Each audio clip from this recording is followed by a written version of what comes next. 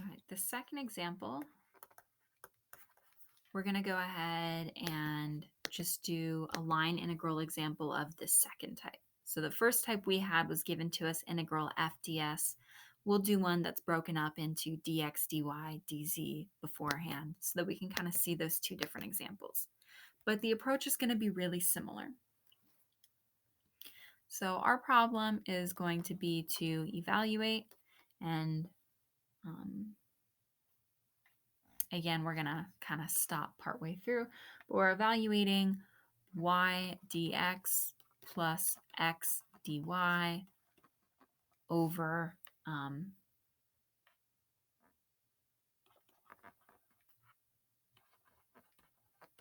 this curve that I'm going to draw right here.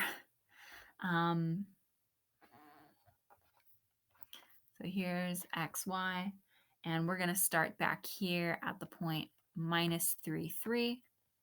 We're going to go down here.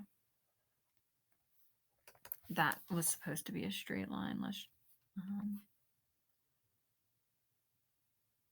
try that again. In a straight line to the point 0, 0. And then we're going to move in a kind of curve like that up to the point 2, 1. And we're just going to say y is x to the 4th over 16 on that curve.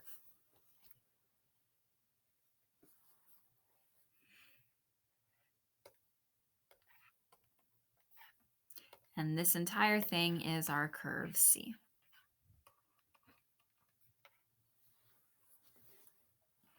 And so this one's more complicated because we're not given the parameterization to start. So we are going to have to figure it out for ourselves.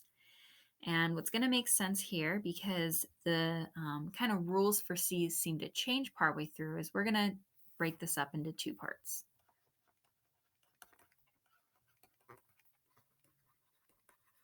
So we're going to consider over C1 y dx plus x dy over C2 y dx plus x dy.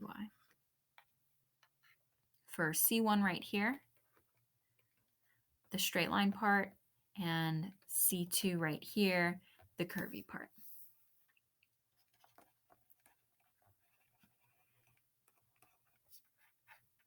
And so our first step is to parameterize.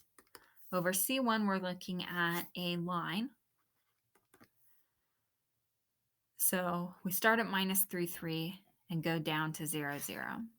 So it looks like we're a line with kind of like intercept 0 and slope minus 1. So y equal to minus x along this line. And C2, we were given the curve beforehand, y is equal to x to the 4th over 16. And so if we want to parameterize these things, we can just say x of t is t, y of t is minus x, so it's minus t. And similarly, we can go ahead and say x of t is t, and so y of t is t to the 4th over 16. Hopefully this looks familiar from when we covered parameterization at the start of class, but I know it's been a while, so go back and review if you need to. This parameterization could be true forever. So we need to also pick the t that actually correspond to living on this bound curve. So we started at x equal minus 3. Since x and t are the same thing, we know that the lowest possible t value we have is minus 3. And then we end at x is 0 for this line. And so since x and t are the same thing, we know that t can go as high as 0. Using similar reasoning over here, this one picks up when t is 0. Well, picks up when x is 0, x is t, so t is 0, and ends up here at the point 2, 1. So that's x equal to 2. And since x and t are the same thing, that means t goes as high as 2. So we've gone ahead and we've done that tricky first step of we were given a line integral problem to solve, and we identified appropriate parameterization. And now we have x, y, z in terms of t, as well as bounds on t that describe traveling across the curve C. And ours was even a little bit more tricky because we actually had to take our curve C and break it up into two parts, C1, C2. So now we can go ahead and evaluate our two integrals.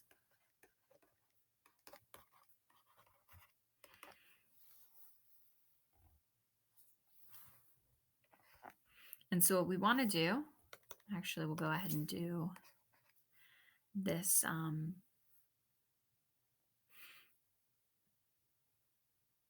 So our dx is going to become x prime of t dt following this substitution down here.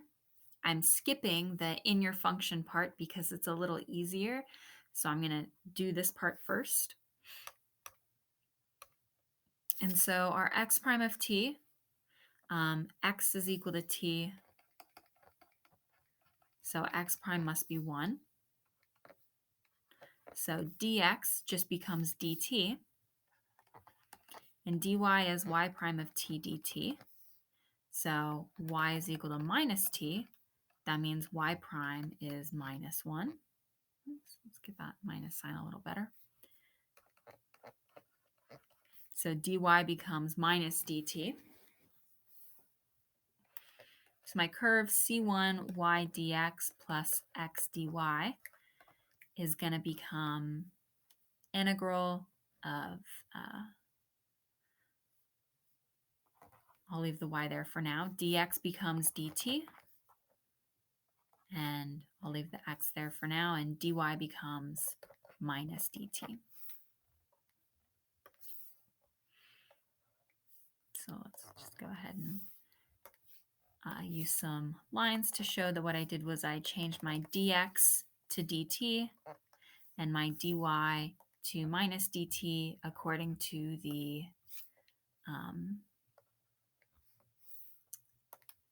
values we just calculated. And then I have to remember to replace my function inside with my things that depend only on t. So my y has to become minus t. Oops, forgot to change back to a pen. And my x has to become a t. And I did this part last just because, you know, it was a little bit simpler. So, and then my bounds of integration are given by my bounds of t. So I go from minus 3 to 0. So this is just going to be the integral from minus 3 to 0 of negative t dt minus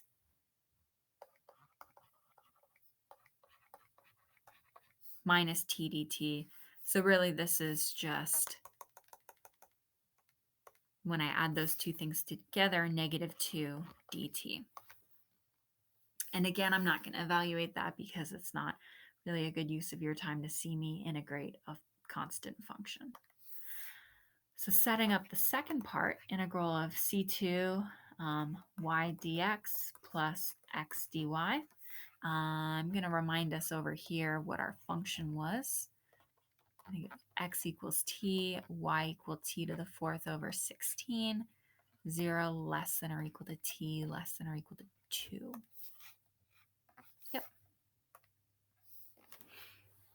Okay, so we're just going to do exactly the same thing. Our dx becomes x prime of t dt. And since my x was t, I know that my x prime is 1. So dx is just going to become dt. And my dy becomes y prime of t dt. So since my y was t to the 4th over 16, I know that my y prime, I'm just going to erase that so that we have room. Our y prime becomes 4t cubed over 16. So my dy becomes 4t cubed over 16 dt.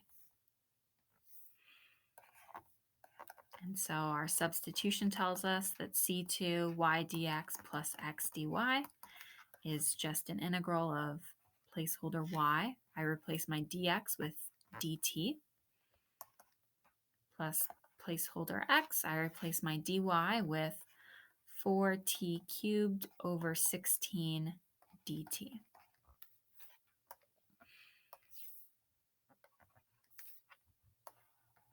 And again, I'm just going to underline that our dy came from our calculation of y prime dt, and our dx comes from our calculation of x prime dt, which just gave us dt. But I don't have only t's left over yet. I still have my y and my x, so I have to go and say y should be, oh no,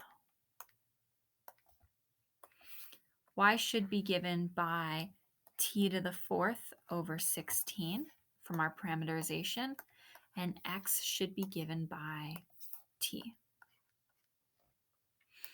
Now I have only t's left over inside. My y and x have been converted to the y of t, x of t, and my dx, dy were converted to their dt equivalents. And so I can go ahead and put in my bounds of integration based on what t was. And so this is just a simple integral from 0 to 2 of t to the fourth over 16 plus 4t to the fourth over 16. I just took t times 4t cubed, all times dt. So integral from 0 to 2 of 5t to the fourth over 16 dt. And you would evaluate this, and then your integral c plus x dy would be the sum of the two things we found so far.